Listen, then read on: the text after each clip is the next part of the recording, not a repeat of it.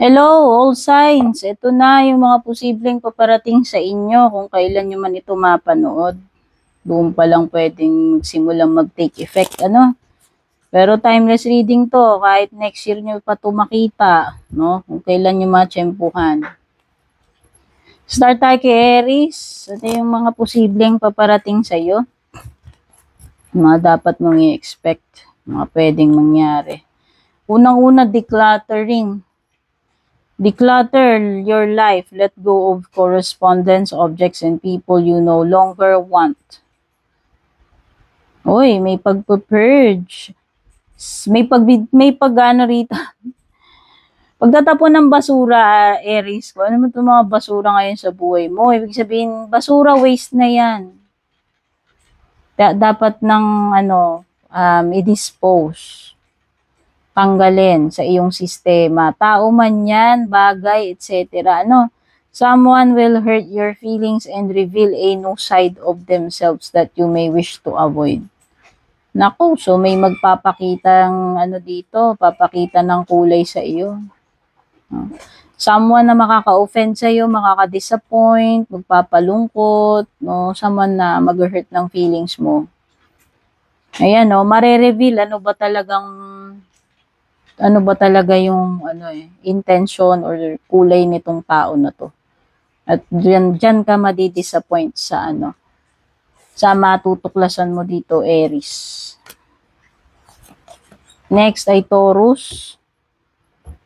Taurus, ano ba tong mga paparating sa iyo?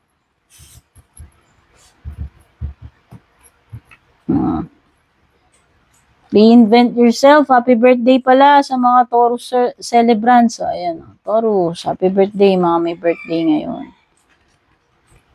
A transformation is taking place. Enjoy a new lease of life. Wow! So, meron something dito na paparating sa iyo, no? Na tiyak, exciting. May enjoy mo. Ayan, merong pagbabago. So, nangyayari na itong transformation na to at yung paparating sa iyo after nitong transformation na to is something na maganda, na ma-enjoy mo. Okay? Gemini, paparating sa inyo.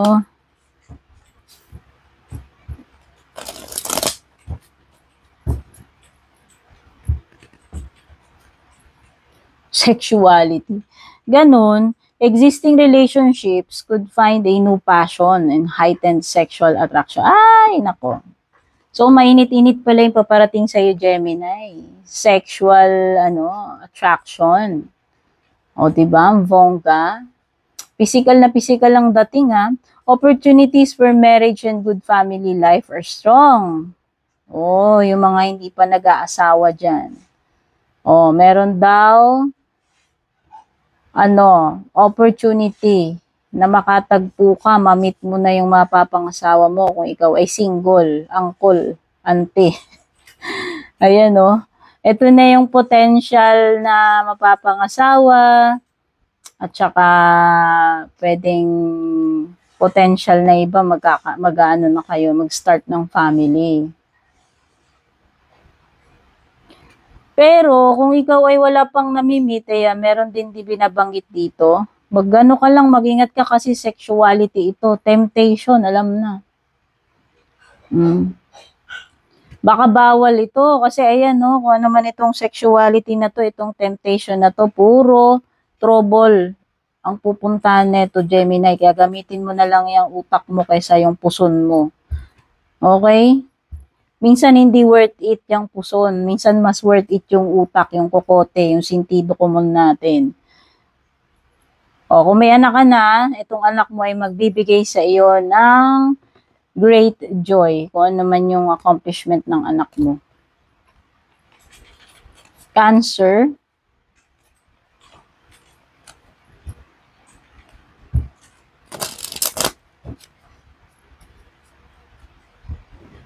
Paparating sa iyo, Cancer. Reflection. Friendships in your life may come to an end. Nako, so may mga may mga friendship na huhulas para sa iba sa inyo. Mag-e-end na yung friendship mo with someone kung sino man yan. Others could blossom and become stronger.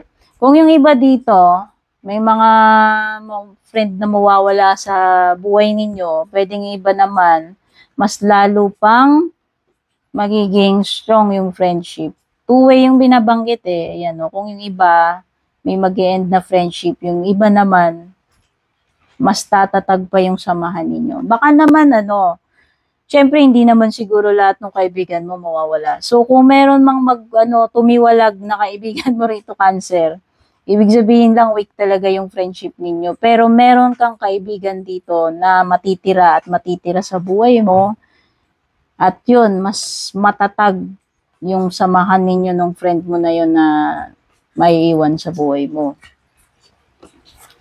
Leo,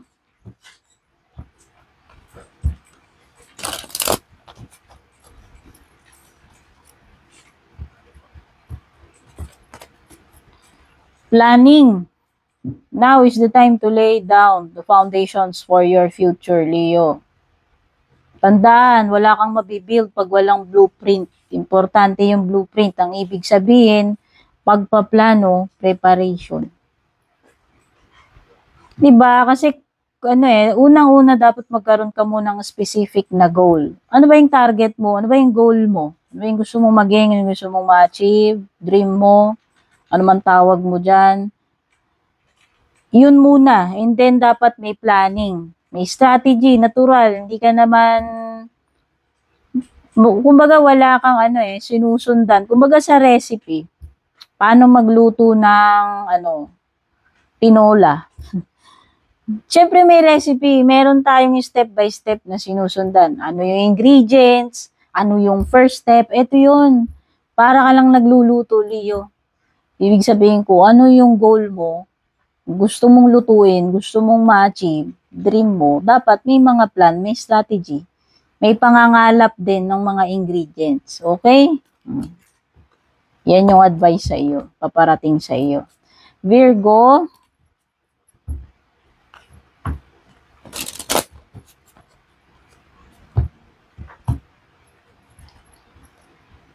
twists and turns. Ano to? Carefully made plans could be thrown out of the window. Yan. Ako, ito naman. Kakaiba naman to kumpara kay Leo. Kung kay Leo, kulang sa plano, kulang sa blueprint. Ito namang sa'yo. Meron ka na nga mga ginawang plano. Actually, Virgo, pinagandaan mo na to. Dinesign mo na. Ginawa mo na yung blueprint. Ginawa mo na yung mga plano mo. Yung step by step.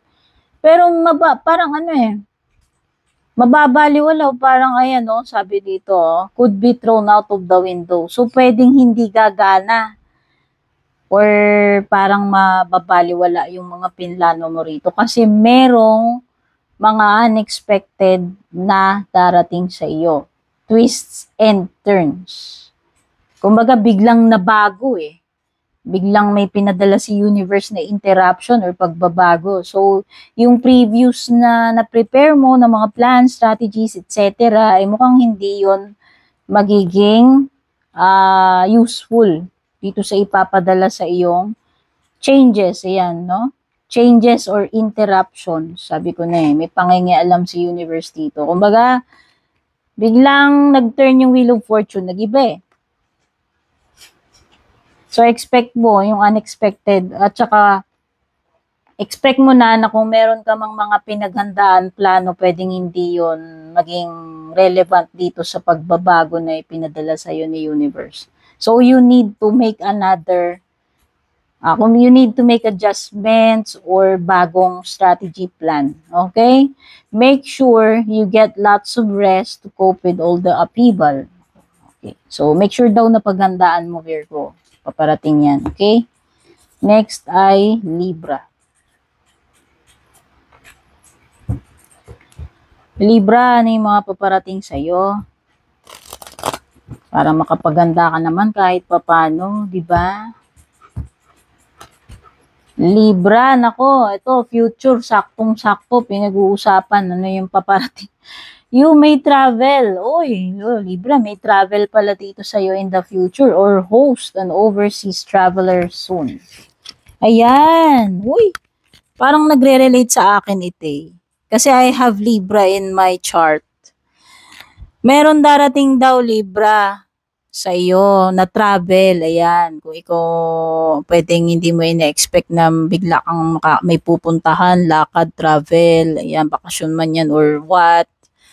Pwede rin meron ditong someone, kamag-anak man to or someone na galing sa abroad or kung saan mang lugar na ikaw ay magpapatuloy.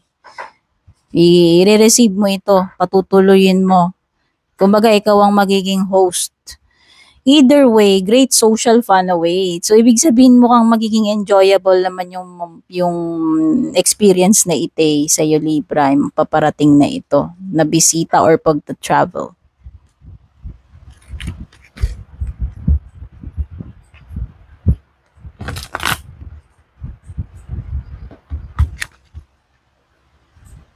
Next naman ay si Scorpio. Paparating sa iyo, Scorpio, ay nature. Interact with nature in the outdoors around animals, farmlands, or by the ocean. This will be good for the soul and healing for you. So, nakikita ko dito, Scorpio, mukhang magkakaroon ka ng outdoor adventure or trip na kung saan pwedeng pupunta ka sa lugar na mayroong nature like dagat, woods or yung mga bundok, puno, basta may nature, may animals. So, baka magkakaroon ka ng safari. Magbabakasyon ka ba sa Africa, Scorpio? Ayan, basta kung saan merong may katubigan, may nature, basta outdoor experience ito, outdoor gala. Kasi makakatulong daw to for your healing and soul. Kaya kung wala ka man plans na ganito, baka gusto mo i-consider kasi mukhang it's good for your soul and for your healing. Next naman is Sagittarius.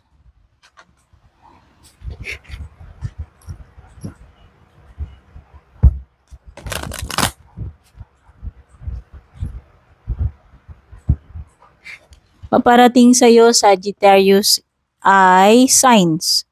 Your future positive direction will reveal itself. Uy, take note of this, Sagittarius, pakinggan mo mabuti. Your future positive direction will reveal itself. So, magkakaroon ka ng glimpse. Ano yung posibleng future mo kung saan ay magkakaroon ka ng direction or magiging successful or fulfillment para sa iyo. I-reveal niya ito. Hindi ko alam kung sa paanong paraan, pero take note of the signs, yung mga situation, palatandaan na magre-reveal sa iyo ng posible kung ano yung magiging future mo. Any doubts and confusions will soon disappear. Ang ganda. Kaya parang feeling ko nag-a-apply to dun sa iba na hindi nyo pa alam ano yung mga next, ano ba yung mga dapat nyong i-pursue, ano ba yung true north ninyo, yung mga hindi pa nalalaman ano yung niche ninyo, ano ba yung dapat ninyong tahakin na landas, ito yun. Mabibigyan ka na ng kaliwanagan ng answers. Kaya kung ano man mga doubts, confusions na meron ka, kung ano man yung dapat mong tahakin in the future, eto na yun. Napaka-powerful ng card mo, ah. Next ay Capricorn.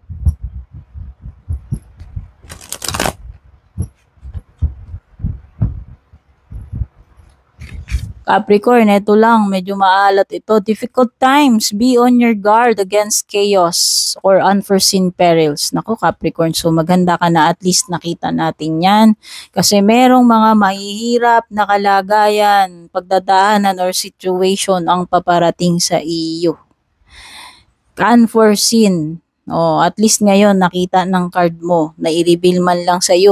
Kung short notice man ito, ibig sabihin malapit na mangyari, o at least nabigyan ka man lang ng one day or maiksing panahon na ma-reveal sa iyo to, malaman mo, makapaghanda ka pa rin somehow. Diba? Ayan. So, maging ready ka. Be on your guard. Be ready. Ayan o, unforeseen perils or emotional upheaval. So, may mga kinalaman din siguro sa relationships or anything na kaganapan na magdudulot sa iyo ng um, mahihirapan ka emotionally, no? Aquarius, Aquarius, ikaw na. Ano ba paparating sa iyo?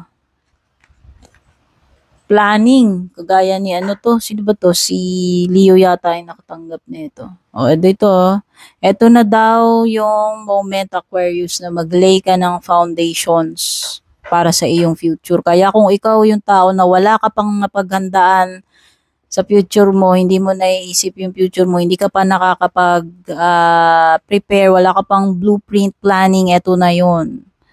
As early as now, start to build foundations. Ibig sabihin, mag-start ka na. Ano ba yung mga minimithi mo? Ano ba tong para sa iyong future? Kung hindi man ito para sa sarili mo lamang, pwedeng ito ay para sa iyong mga magulang, mga kapatid, or sa asawa mo, pati na rin sa anak mo kung may anak ka na. Siyempre, di ba, hindi lang naman yung sarili natin ang iniisip natin at laging maganda yung meron tayong nakapag-prepare tayo para sa ating future. Kasi hindi natin masasabi eh. Bukas pwedeng biglang pumihit ang tadhana, mag-iba. So, importante pa rin na habang tayo ay malakas, habang tayo ay capable, we still have the opportunity, ay dapat makapag-prepare tayo kung ano man itong tinutukoy na ito. Aquarius. At merong binabanggit ditong financial gains. Wow!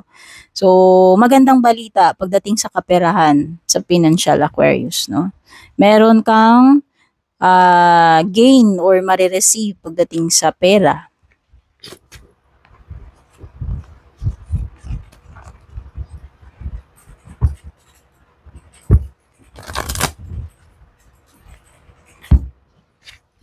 Pisces, ikaw naman, last but not least, you have change. Wow, Pisces, may paglilipat.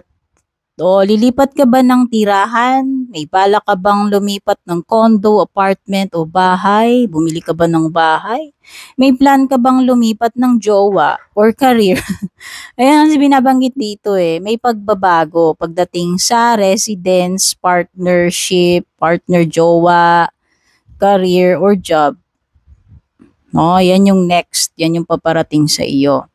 At merong sinasabi ditong you are restless and in need of a change. That is exactly what is coming your way. Kasi mukhang ano eh, yun nga, parang ang tinuturong dahilan dito bakit magkakaroon ng change. Kasi ipupush mo to kasi siguro nga, restless ka na, uneasy ka na dyan, uncomfortable, no? Pwedeng pagod ka na dyan, kaya siguro ito na daw, Pisces. Kaya kung matagal ka nang naghihintay ng pagbabago sa sitwasyon mo, sa kabuhayan mo man yan, sa partnership, relationship, career, ito na yung pagbabagong hinihintay mo. Congratulations, Pisces. Maraming salamat, all signs. Thank you all so much for your support sa ating mga YouTube channel members, sa ating nag-avail ng subscription sa Facebook, yung mga nag-avail ng personal readings, mga top fans, sumusuporta. Maraming salamat. At kung bago po kayo, don't forget to like, follow, or subscribe. Mag-message privately lamang po kayo sa aking official Facebook page. Kung balak nyo mag-avail or mag-inquire about personal readings, lahat ng detalye pati link nakalagay sa description below, kaya basa-basa rin. Babush!